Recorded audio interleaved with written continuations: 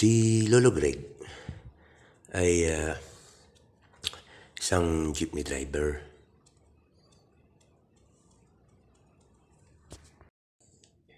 Ang mga batang kinakwentuhan ni Lolo Greg ang kanyang tatlong apo na sina Kuya Isko, Kuya Nanding at Kuya Orme.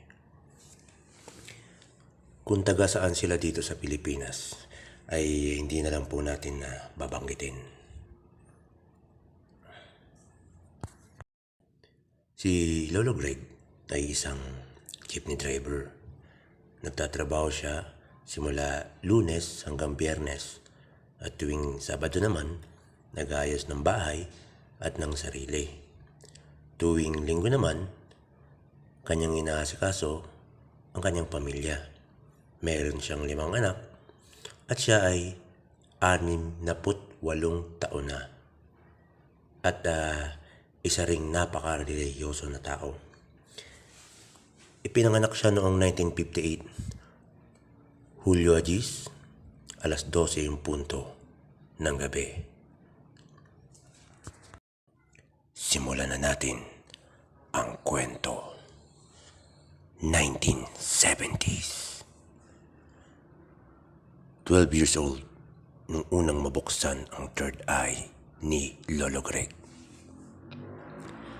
At dito na siya nagsimulang makakita ng iba't ibang uri ng nilalang na hindi nakikita ng isang pangkaraniwan na tao.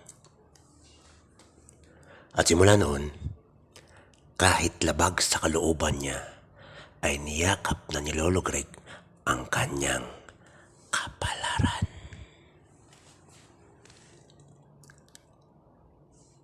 Ang makakita ng mga nilalang na di pa nakikita ng kahit sino at anumang uri ng nilalang dito sa mundo. At sila ay di pa natin mapapangalanan dahil sila ay di mailarawan ng kahit anong uri ng salita. Araw ng Biyernes, gabi, alas 7 yung punto ng gabi, habang naglalakad papauwi ng eskwelahan sa tahimik na lugar sa kalsada, 1 kilometro patungong bahay nila. 1970s nang mangyari ang mga panahong ito.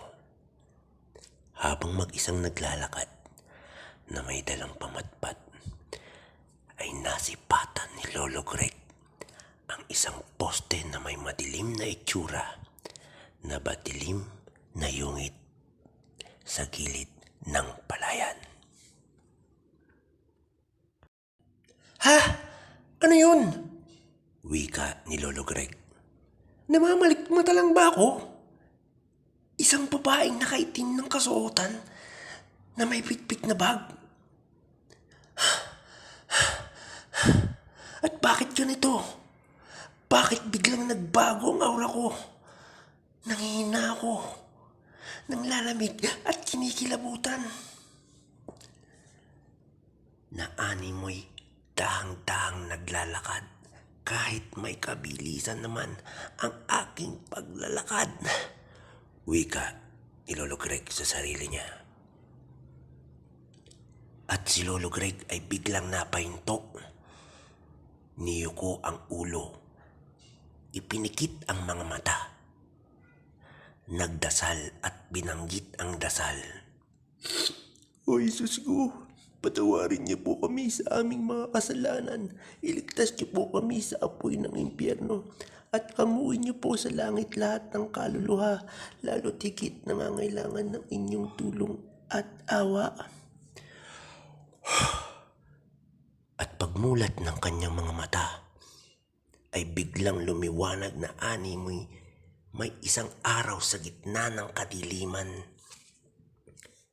At dito ay kumaripas ng takbo si Lolo Greg at sinabi, Nanay ko po! Takbo! Oh guys, paano? Talaga namang nakakakaba ang kwento ni Lolo Greg. Ay, so paano guys? Hanggang sa muli, bukas uli. So araw-araw natin tong kwento ha. Subaybayan nyo ang kwento ni Lolo Greg.